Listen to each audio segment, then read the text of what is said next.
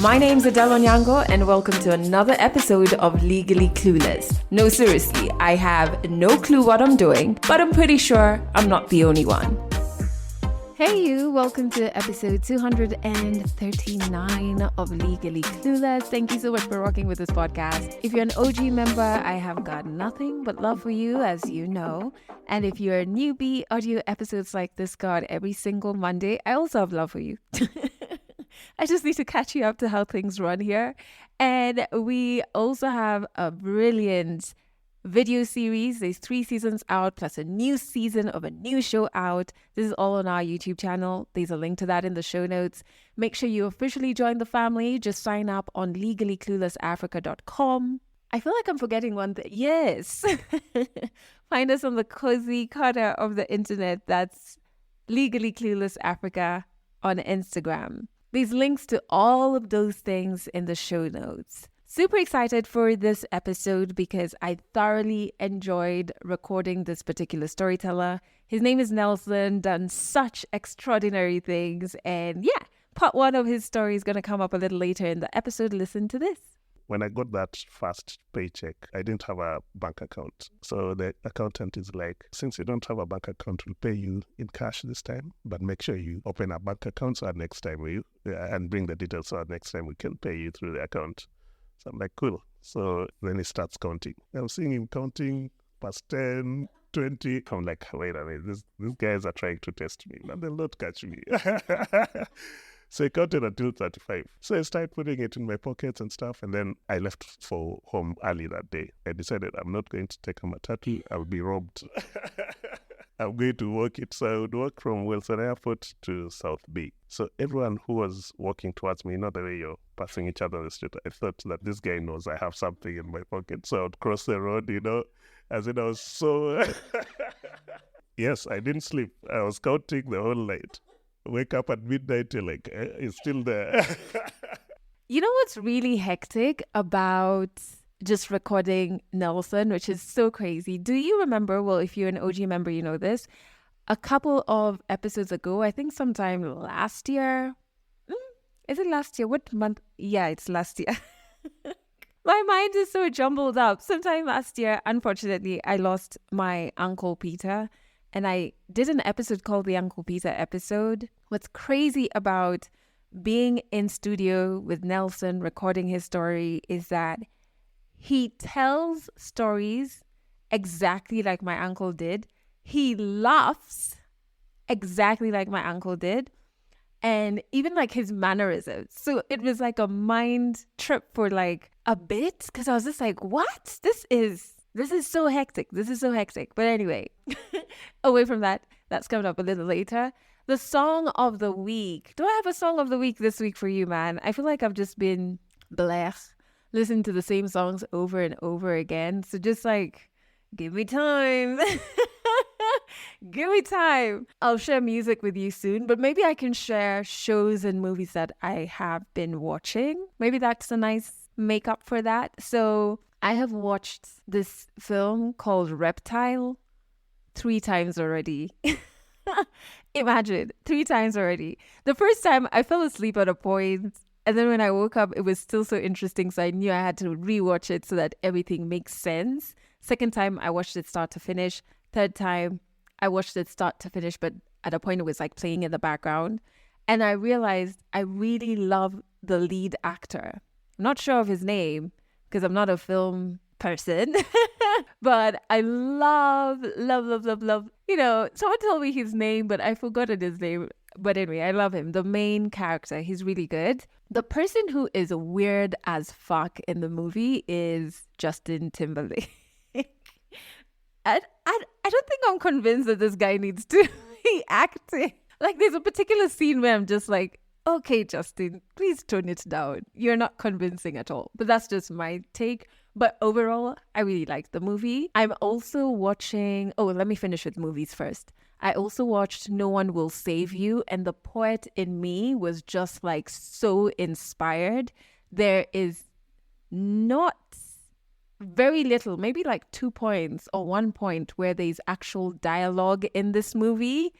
But it's so good and it's so interesting to watch, like the lead actress like just use her body language to convey what she's feeling. Like you can tell when she's anxious, you can very clearly tell when she's petrified, when she's nervous about something, when she's happy, when she's a bit delusional.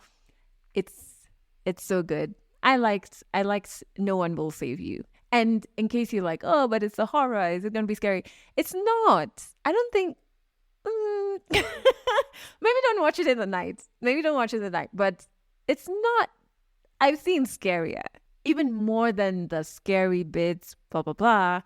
If you just pay attention to like the art, oh, you'll love that. Because there's some frames they have or like some scenes, I don't know the lingo, man, where you're just like, wow, how did they capture that? Or that looks so interesting. It's a nice movie. I think watch that one. The show I am currently watching is Everything Now.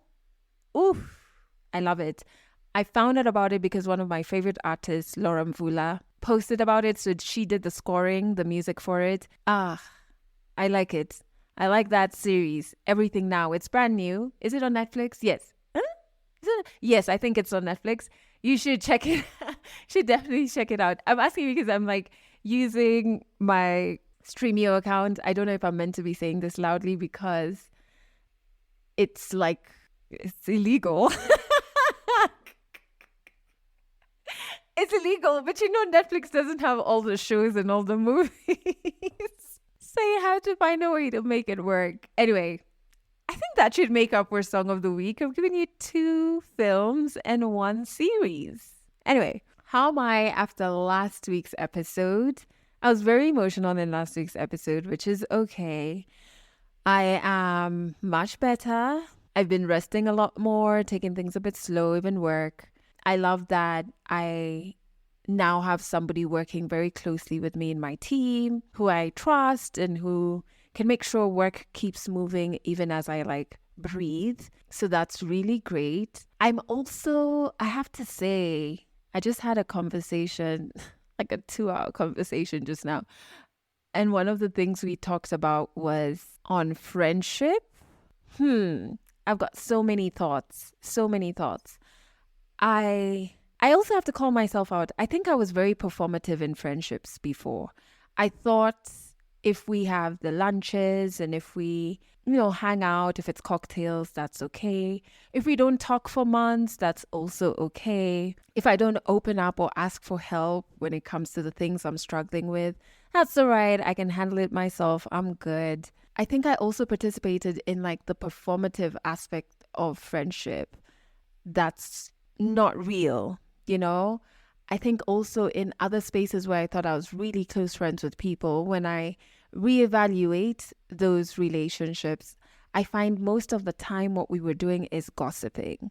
And I can't tell you how gossiping now completely repulses me. I don't care who's dating who. I don't care who's done what and not done the other. I really just don't care.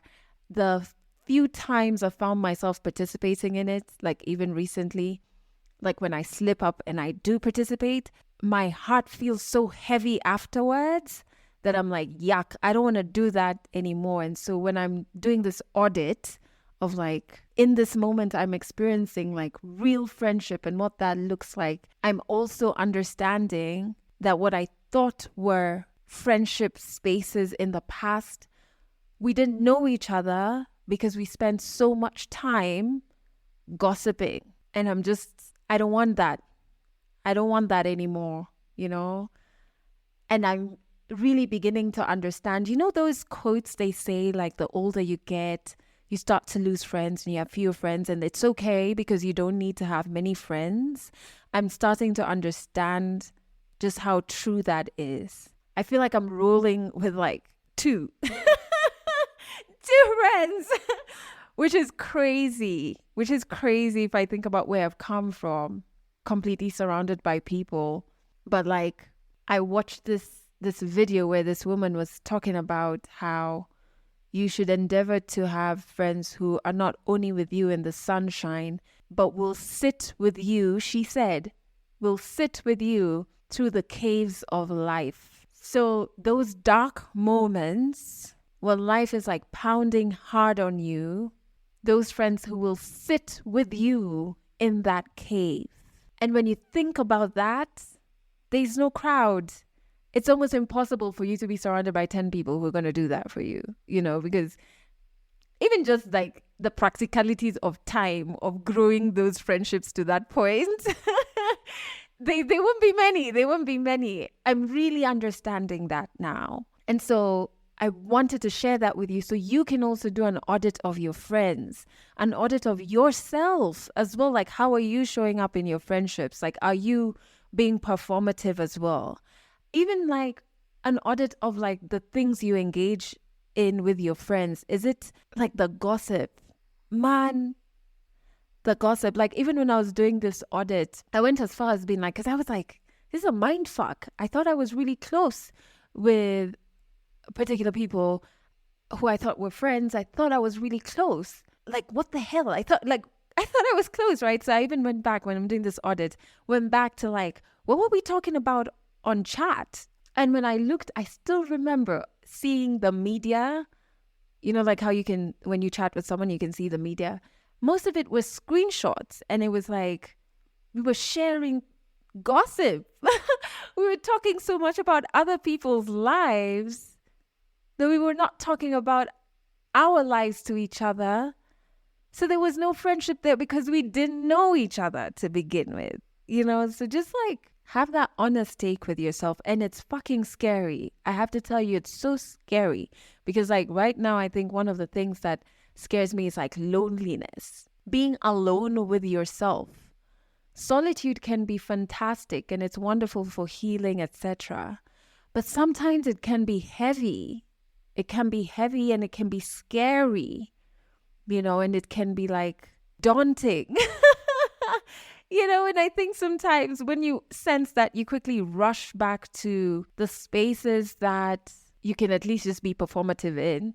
It's not real, but at least it's not loneliness, right? So there's an element of solitude that's very lonely, but I think at the back of my head, I understand I have to swim through it and get to the other side. And I have to believe, like really believe, like there's this tiny light on the other side. I've got to swim to it. That's kind of like where I'm at right now. What I'm thankful for is experiencing like real friendship, like a friendship that will sit with you through the caves of life. Yeah, sit with that and really think about it. That was something that came to me this week and I wanted to share it with you. So let's jump into the story, shall we? It's part 1 of Nelson's story. And I knew of Nelson when I was on radio. I was on Kiss FM and there were these wonderful concerts Jameson was putting together, and I was just like, ooh, this is fresh. And then I think either I was at a gig or somebody told me about like, oh yeah, that guy over there, he's the ambassador. So I knew of Nelson, but we'd never had a conversation, and this was way back in the day. And then I get to interact with the Visa Everywhere initiative, which if you didn't listen to the episode that's meant to make you better with money, I suggest you do. But the Visa Everywhere initiative comes in for you who started a startup. You think it's definitely going to change the world, which I believe it will. But there's always the stumbling block that's funds, isn't it? Funds or even just visibility. Like, how does the world get to know about this dope thing you've created? So that's where the Visa Everywhere initiative comes in. It helps startups like yours unlock new opportunities. It can give you a global platform. And it was first launched in the States in 2015, but now it's global. Nearly 12,000 startups have applied to the program so far. Back to Nelson, he has this fantastic startup that was part of the Visa Everywhere initiative's vibrant competition. So it's a competition that's like a global stage. You get to pitch your solutions to a panel of experts. You win prizes, you win funds, you get wider attention in the sector. Nelson's startup, that's not a startup anymore, was one of the winners, right? So this was in July, and really repping for Kenya, because I think Kenya in total, we had 3 winners. Ndovu, so you met virtually. Radhika, in an episode ago or so, there's Dovu, there's Ledger, and then there's Nelson's company that's called iFluence. So think of AI and the word influence. When you put them together, iFluence. And they won the overall prize of 20,000 US dollars. Yeah, it's absolutely hectic. First and foremost, if you want to learn more about the Visa Everywhere initiative, just go to www.visa.co.ke/visa-everywhere. Don't worry, that link is in the show notes, so make sure you check it out in case you or somebody that you know could benefit if they are starting a startup or running a startup and you think this is something that could help them, share it with them. Yeah. Second thing is, I want you to meet Nelson. He's quite the storyteller. Like at the end of the recording, I was just like, do you know you could actually go into media? Like, do you know that you could start your own show because you have stories for days? So this is part one of his story. I hope you enjoy it. We'll meet back once you've heard it. 100 African stories on Legally Clueless. Stories from Africa. So my name is Nelson Aseka and I'm from Kenya, Nairobi, Kenya. First born in a family of 5, born in Nairobi. We, can I say, migrated to Eldoret? We moved to Eldoret when I was 9 years old.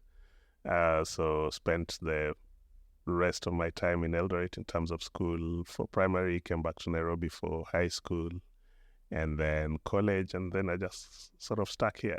I think if I look at my childhood and just summing it up, I'm an out-of-box kind of guy, as in I used to like doing new things which had not been done before, trading new parts which had never been traded before, and just getting to do discovery, basically, yeah. So I think that has really grown into me into the later years, into even my entrepreneurship life, because I think I can trace that from that beginning.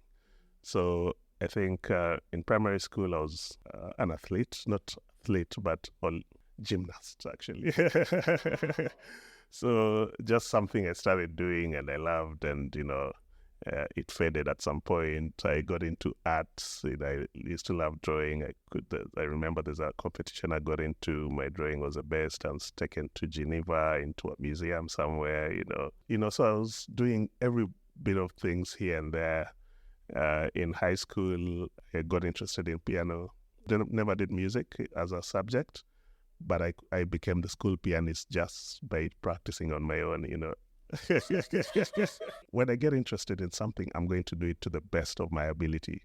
So I became a school pianist. I was even better than the music teacher without having ever done any lessons. Thinking about it, the reason why I really learned piano is that in high school, I think I loved going out and stuff, just being where the action is, right? And so first term was known for, I think, was it drama festivals? Then second term was music festivals. Third term was very dry. Yeah, so you look for any excuse to get out of school. So you get into drama club for, first term. In second term, I tried getting into the music choir. I was told my voice was nowhere on the piano scale. So I was like, give me one, I'll come back. So I started learning piano, how to play. And from there, I think it took me almost a year to get into the choir as a pianist and eventually as a school pianist. Going back a little bit into like primary school, one of the things that really fascinated me the most was tech, in terms of, and not really tech as it is, in terms of computers, basically, right? And at that time, people didn't have personal computers in their houses, right? But one of my uncles had come back from, Canada, I think, for higher education, and came back with a computer and used to stay in Nairobi, and sometimes I would visit. So when I was visiting, I would sleep in the same room as a computer. The guest room had the computer, right? So I wouldn't sleep, basically. I would spend all night just researching it, as in just understanding what this is and stuff, how is it working. And those are days of MS-DOS. There was no... That was in the 80s, by the way. Okay, I'm saying my age. So there was no internet, nothing. It was just command-driven computers, as in it's a blank screen and you type in stuff, right? So I learned from there, and within a month I could take apart a computer and put it back together again. And I'm in primary school at that time. Imagine. So going into high school, now Windows came and things like that. No, actually Windows hadn't come. It's still on MS-DOS. But when I was in second form, we used to stay in my university in Eldoret. My parents were working at the university. And so that's the first time they brought computers to universities. So everyone was green to it. No one knew how to use it and stuff. And so I knew how to use a computer, and they got me to start training lecturers on how to use computers. High school, Form 2. So every school holiday, I had classes of lecturers and teaching on how to use computers, and I get pocket money. So my parents stopped giving me pocket money because I was earning a lot from that, right? So from there, I knew that's my career path. I want to be a coder, software engineer, that kind of thing. So yeah, so I get out of high school, and I didn't get enough points to make it to uni. So I went into college. So my mom looked around and really tried to get the best place for me, to do an IT course, a diploma as such, right? So went to Strathmore.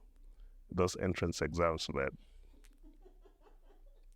flanked properly.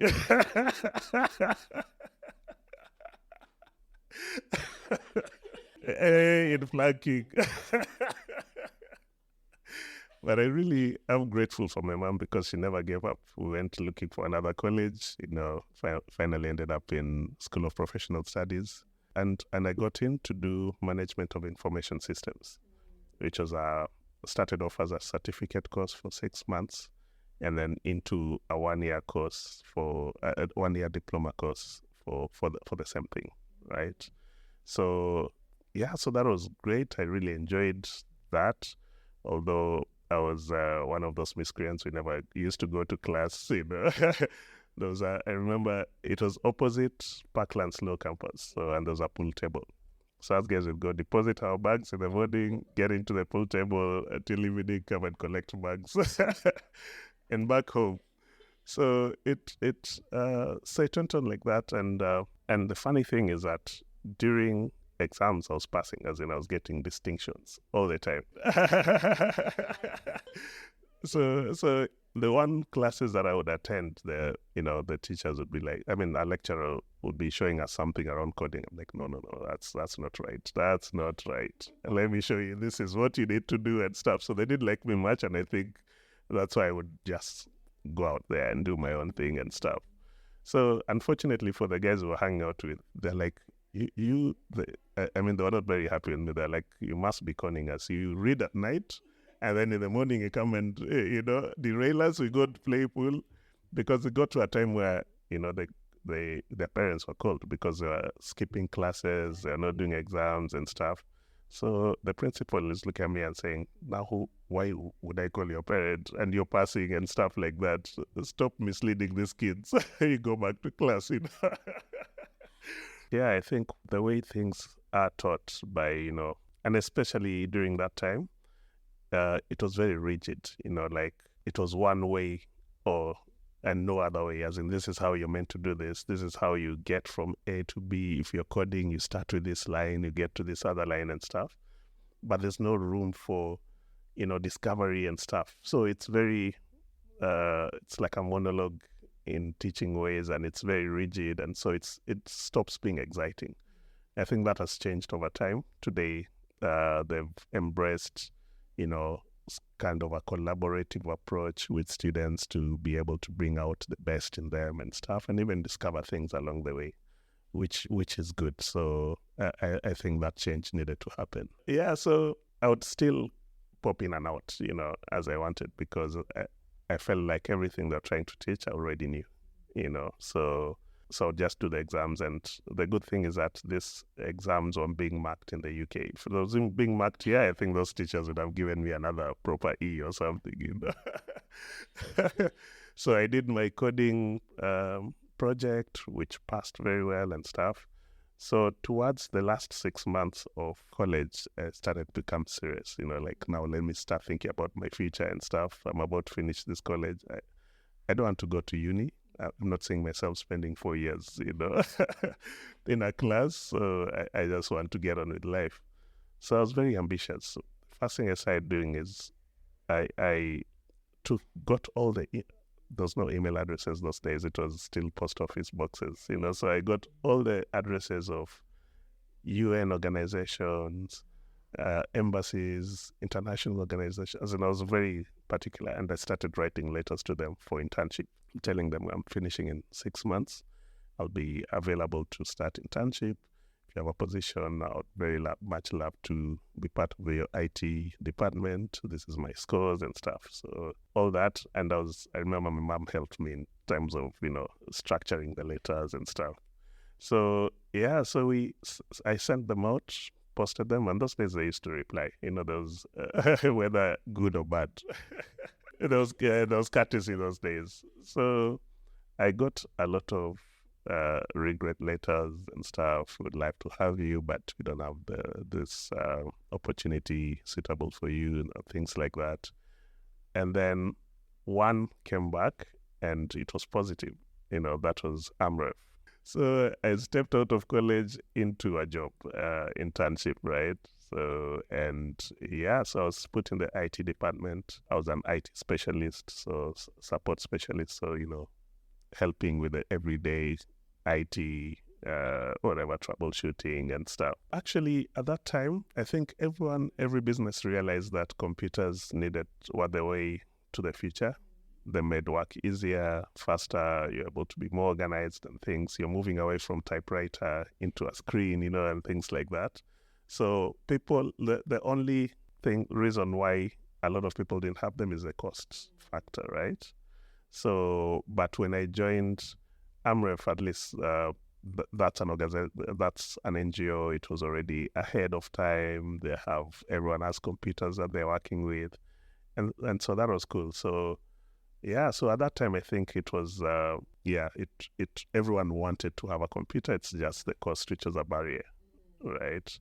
So I got there, started working. Within a month, I was the favorite in the organization, because when people call the IT department, they say, I have a problem, but I need Nelson to come, not anyone else. I need Nelson to come. So, because I would go and sort them out in seconds, because I knew, computers like the back of my hand, right? So no guesswork. So I stayed in AMREF for 2 years. I think that was in 98 to 2000. And then I was poached by Care International. So one of our directors moved to be the managing director for Care International, Somalia and Sudan. And he just gave a call to HR and told them, there's a guy I need you guys to bring from my job. So I get a call from HR from Care International, like, hey, we'd like to have a chat with you, and it's about a role. I'd never heard of headhunting and things like that at that time. I was still a 20-year-old with the world ahead of him. So so I'm like, but I didn't apply. Like, so they're like, no, we have a referral, and someone who one of our directors would really love to have you here and stuff. So I said, okay. So we made the meeting. At AMREF, when I joined, I was being paid 5,000 shillings, right? As an intern. But 5,000 was a lot. At that time, I could get a house in South B, those servants' quarters and stuff. And but after 1 month, I got a lot of, even before my results were out, because results from UK is to take like 3 months after you finish the course, right?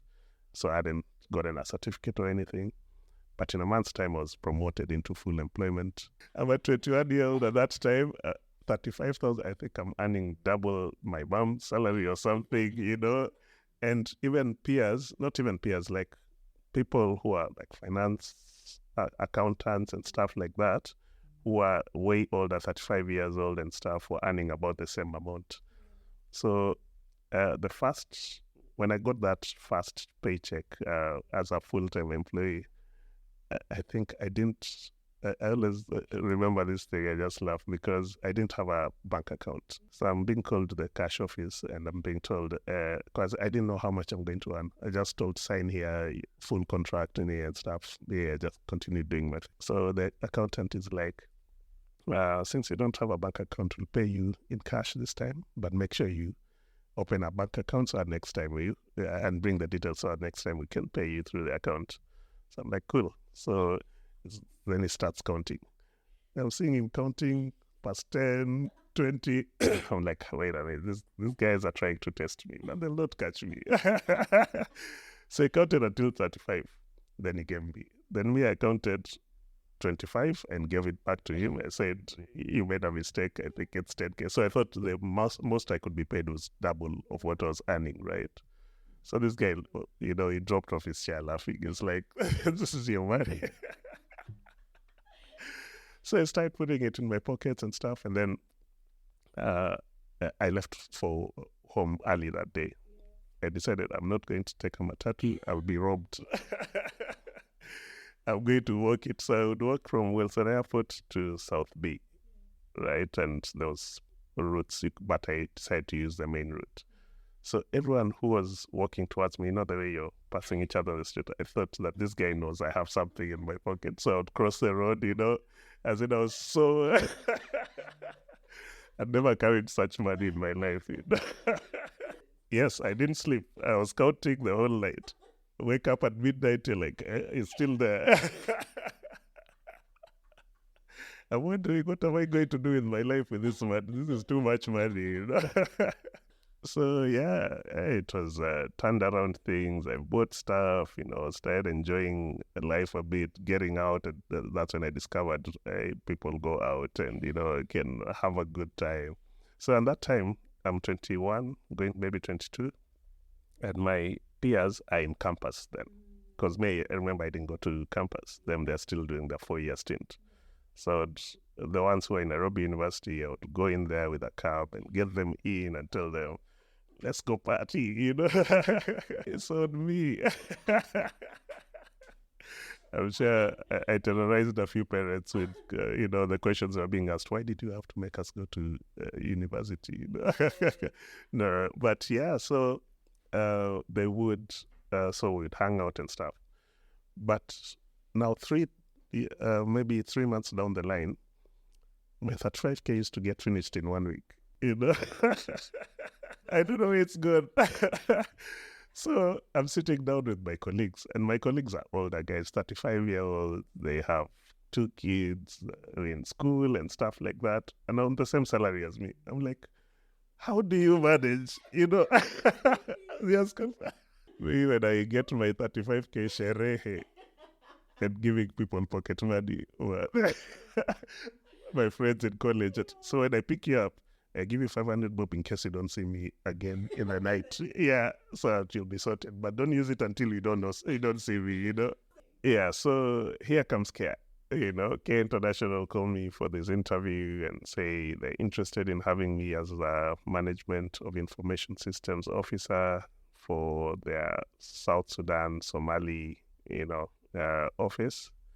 And so if I'm interested, and I'm like, okay, sounds interesting. What are the perks? They're like, we'll give you double what you're earning now and top it up a bit to 80K. And whenever you're in South Sudan or Somali, which you will be doing quite a bit, I think I would be away for 8 weeks, back for 2 weeks for R&R, would be $20 per day. Yeah, so I jumped in immediately.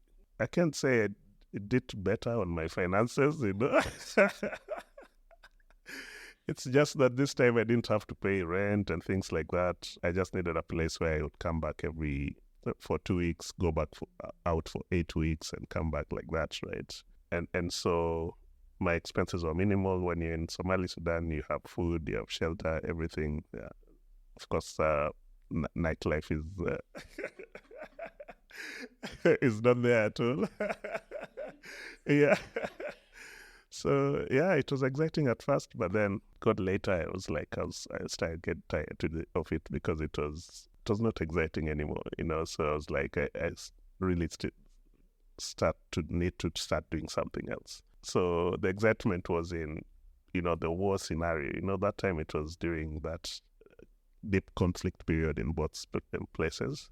I remember when you were in Sudan, the first thing you're done for orientation is you're shown bunkers, and you are taught how to identify certain helicopters.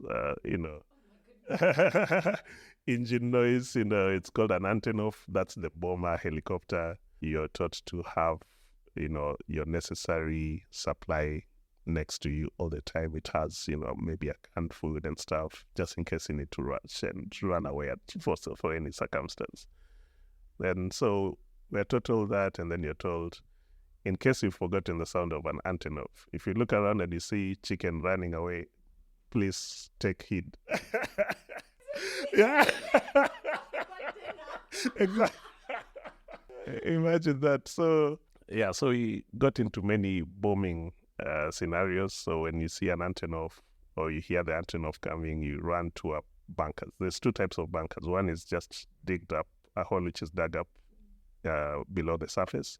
Another one, you get into a real hole, as in a manhole down there, right? So when this Antonov was approaching, you just jump into a bunker. And the reasoning is when a bomb explodes, it does laterally and vertically. So if you're below surface, it doesn't little chance of it hitting you unless it lands in that bunker itself, right? Yeah, so such things, as in, that excitement. You're going to Somali now. I would always have to have bodyguards, in terms of the car full of guards in front, another full of guards behind. I'm in the middle, sandwich with guards besides me and stuff. Shooting incidences were just like, guys having a quarrel in the streets. Go to the shelter you're staying, it's full of bullet holes. So, it was crazy. Yeah, so it became monotonous in terms of what we were doing. It's predictable. You wake up, you go to the office, you fix IT problems, you come back home. If you need to go to the market, you have to call Nairobi station and ask for permission, or tell them that you're going at this particular time, so they assign you guards and things like that. You go, come back. So it was very restricted and out of my play, really. So I think I just told these guys, I'm tired, man. I just want to come back, And I decided to jump out of that to get into an independent contractor. So into entrepreneurship at that age of, I think, 25 or something, right?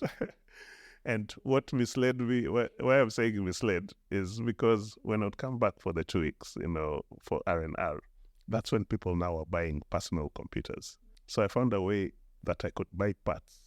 Different parts of computers cost me about 20K. I sell it for 60K. So I put it together and then sell it together as a full computer for 60K.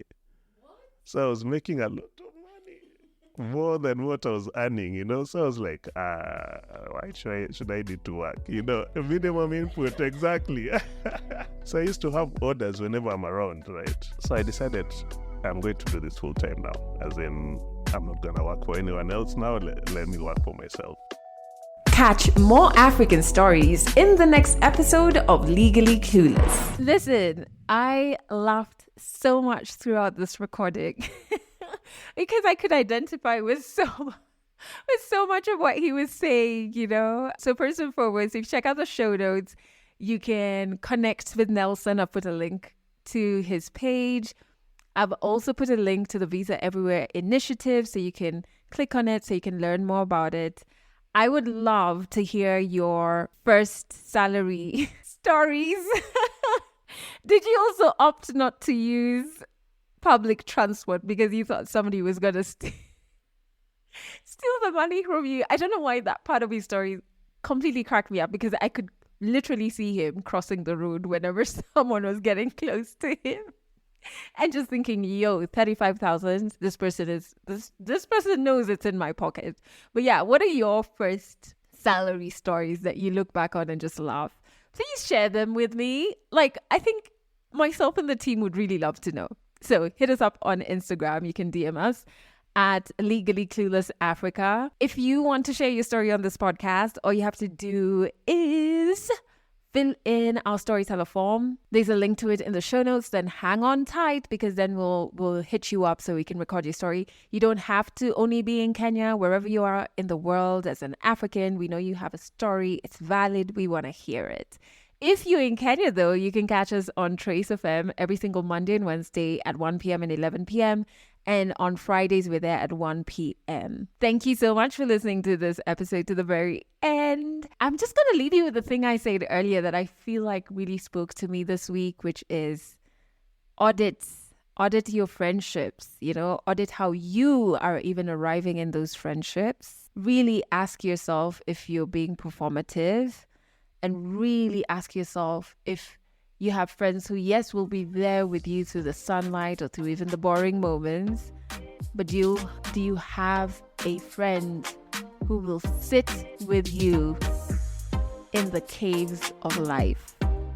That's it for this episode of Legally Clueless. You can share this podcast with your friends. You can keep it for yourself. I'm not judging. Just make sure you're here next week for the next episode.